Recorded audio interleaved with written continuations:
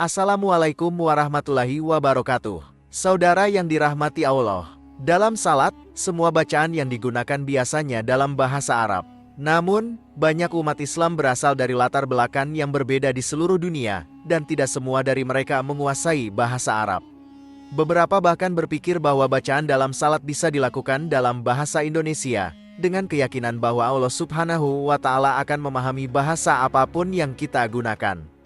Namun, apakah menggunakan bahasa selain bahasa Arab dalam salat dapat menimbulkan dosa? Bacaan apa yang diperbolehkan dan yang dilarang dalam salat? Apakah ada bacaan tertentu yang jika dilafalkan bisa mengakibatkan dosa? Ketika kita menjalankan salat, ada bacaan-bacaan yang wajib kita lakukan, seperti membaca Al-Fatihah di setiap rakaatnya. Selain itu, terdapat juga bacaan-bacaan sunnah, seperti surat-surat pendek Al-Quran yang dibacakan dalam 2 rakaat pertama. Namun, apakah kita bisa menambahkan doa-doa pribadi yang bersifat duniawi?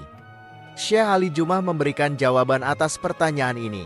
Beliau menyatakan bahwa seseorang yang sedang salat boleh berzikir dan berdoa, selama doa tersebut tidak bertentangan dengan ajaran hadits dan Al-Quran. Pendapat ini didukung oleh Imam Ibnu Hajar Al-Asqalani, yang menyebutkan, Imam Ibnu Hajar dalam Fathul Bari menjelaskan bahwa setelah tasyahud, Nabi mengizinkan umatnya untuk berdoa dengan apapun yang diinginkan, termasuk berdoa untuk hal-hal duniawi yang diinginkan. Doa-doa yang bersifat duniawi, seperti meminta kelancaran rezeki, mendapatkan jodoh, atau bahkan memohon keturunan, dianggap sah dilakukan. Pemikiran ini juga disetujui oleh Imam Al-Baji dalam Al-Muntaqarah Al-Muwatta, yang menyatakan, sebagaimana Imam Malik menyatakan, tidak masalah jika seseorang berdoa dalam salat, baik itu pada waktu sujud atau di waktu lain, dengan doa yang sesuai keinginannya, baik itu doa yang bersifat dunia atau akhirat, baik itu doa yang diambil dari Al-Quran atau dibuat sendiri. Fenomena menambahkan bacaan dalam salat pernah diamati pada Ibnu Umar ketika membaca kalimat syahadat. Ibnu Umar menyampaikan, saya menambahkan bacaan, wahdahu la syarikalah wa asyhadu anna Muhammadan abduhu wa rasuluh. Meskipun kita mungkin telah menjalankan salat selama bertahun-tahun, namun terdapat fakta penting yang patut kita ketahui mengenai surat-surat yang dibaca setelah Al-Fatihah. Dalam salat, kita mungkin terbiasa membaca surat-surat pendek tanpa memperhatikan urutannya. Namun, praktek ini berbeda dengan yang dilakukan oleh Rasulullah Shallallahu Alaihi Wasallam. Beliau jarang membaca surat-surat yang pendek, kecuali ketika dalam perjalanan. Misalnya, saat salat subuh. Rasulullah Shallallahu Alaihi Wasallam biasanya membaca surat Qaf pada rakaat pertama dan surat Ar-Rum pada rakaat kedua. Beliau juga pernah membaca surat At-Tawir dan surat Al-Zalzalah. Nabi Muhammad Shallallahu Alaihi Wasallam cenderung memilih membaca surat yang lebih panjang ketika menjalankan salat.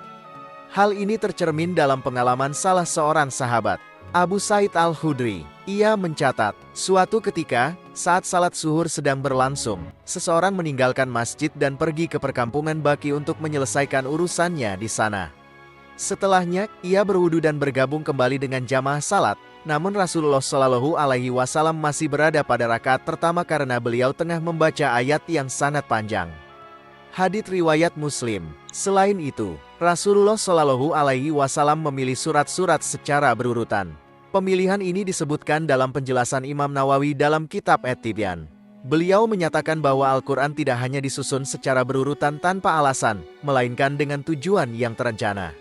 Oleh karena itu, wajar jika kita mengikuti urutan tersebut saat membaca dalam salat, seperti membaca surat Al-Baqarah di rakaat pertama dan surat Al-Imran di rakaat kedua, dan seterusnya. Bagaimana jika pada rakaat pertama kita membaca surat Anas? Menurut Imam Nawawi, sebagian ulama menyarankan setelah membaca surat Anas, dilanjutkan dengan surat Al-Baqarah pada rakaat kedua. Namun, bagaimana jika seseorang, setelah membaca surat Anas di rakaat pertama, malah membaca surat Al-Ikhlas di rakaat kedua? Imam Nawawi menyatakan bahwa meskipun beberapa ulama mengizinkannya, namun sebagian lainnya tetap tidak menyetujuinya, karena mereka tetap menekankan pentingnya membaca Al-Quran secara berurutan dalam salat. Ada pengecualian dalam membaca Al-Quran secara berurutan dalam salat, terutama pada salat-salat tertentu. Misalnya, pada salat subuh hari Jumat, disarankan untuk membaca surat As-Sajdah pada rakaat pertama dan surat Al-Insan pada rakaat kedua. Namun, ketika kita mengajarkan anak-anak menghafal surat-surat pendek, urutan pembacaannya bisa dimulai dari surat Anas dan berlanjut hingga surat Ad-Duha. Pendekatan seperti ini membantu anak-anak dalam menghafal. Saat salat berjamaah, imam akan membaca surat Al-Fatihah kemudian dilanjutkan dengan surat-surat pendek yang dipilih. Namun, bagaimana jika surat yang dibaca imam tidak kita hafal? Tugas makmum adalah untuk mengikuti imam. Saat imam membaca surat dalam Al-Quran setelah membaca Al-Fatihah, makmum cukup mendengarkan saja. Namun, ada pengecualian ketika imam membaca surat Atin. Ini ditegaskan dalam hadis Rasulullah Shallallahu Alaihi Wasallam, di mana makmum menjawab pada ayat terakhir. Bukankah Allah Hakim yang seadil-adilnya? Dengan balawa ala zalika minas syahidin. Ini adalah sunnah yang disaksikan oleh Rasulullah Shallallahu Alaihi Wasallam. Sementara itu, perlu diakui bahwa semua bacaan salat menggunakan bahasa Arab, padahal tidak semua umat Islam fasih berbahasa Arab. Di Indonesia, bahasa Arab bukanlah bahasa ibu kita. Meskipun demikian, bacaan salat dan doa-doa tetap menggunakan bahasa Arab. Bagaimana jika kita belum menghafal bacaan salat dalam bahasa Arab? Apakah boleh menggantinya dengan bahasa Indonesia? Dalam salat, kita telah diperintahkan untuk mengikuti tata cara salat yang diajarkan oleh Rasulullah Shallallahu Alaihi Wasallam. Beliau bersabda, "Kerjakanlah salat sebagaimana kalian melihatku melakukannya." Hadits riwayat Bukhari. Membaca bacaan selain yang telah ditetapkan oleh Nabi Shallallahu Alaihi Wasallam tidak diperbolehkan. Berbicara atau melafalkan sesuatu di luar bacaan yang telah ditentukan dapat membatalkan ibadah tersebut. Pandangan ini didasarkan pada mazhab Hanafi dan Hambali. Namun, mazhab Syafi'i dan Maliki berpendapat bahwa jika seseorang berbicara saat salat karena lupa, itu tidak membatalkan ibadahnya asalkan hanya sedikit perkataan yang keluar. Larangan berbicara saat salat telah diingatkan oleh Allah Subhanahu wa Ta'ala dalam Al-Quran. Suatu hari, saat para sahabat sedang melaksanakan salat bersama Nabi Shallallahu Alaihi Wasallam, dua orang sahabat mulai berbicara. Akibatnya, turunlah ayat Al-Quran. Berdirilah kamu karena Allah dalam salatmu dengan khusyuk. Al-Quran, Surat Al-Baqarah, ayat 238. Meskipun Rasulullah Shallallahu Alaihi Wasallam tidak memberikan kelonggaran dalam hal bacaan salat yang berbahasa Arab, ada solusi yang ditawarkan dalam kitab Sunan Abu Daud.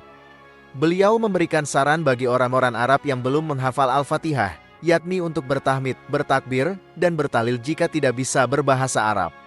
Beberapa ibadah tidak dapat dinegosiasikan, seperti tata cara haji dan makanan yang diharamkan.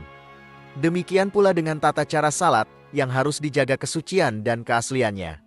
Dalam menjalankan salat, semua tindakan dan bacaan harus dilakukan dalam bahasa Arab. Sahabat beriman yang dirahmati Allah, tidak ada ruang untuk kompromi dalam hal bacaan salat, baik itu gerakan maupun bacaan. Semuanya harus dilakukan sesuai dengan tuntunan yang telah diajarkan oleh Rasulullah Shallallahu Alaihi Wasallam. Tidak ada pengurangan atau penambahan yang diperbolehkan. Bagaimana dengan pengalaman kalian? Pernahkah kalian menemui seseorang yang mengganti bacaan salat berbahasa Arab menjadi bahasa Indonesia? Wallahu alam bisawab, jika dirasa video ini bermanfaat maka alangkah baiknya untuk di-share ke teman-teman yang lain, sehingga kita juga dapat pahala jariah. Demikian pembahasan kali ini, semoga bisa bermanfaat untuk kita semua, amin ya rabbal alamin. Jika kamu memiliki pendapat terkait pembahasan kali ini, tulis pendapat kamu di kolom komentar di bawah ya. Terima kasih telah menonton video ini. Jika kamu menyukai konten ini, jangan lupa untuk like, share, dan subscribe ya. Terima kasih dan sampai jumpa dalam video berikutnya.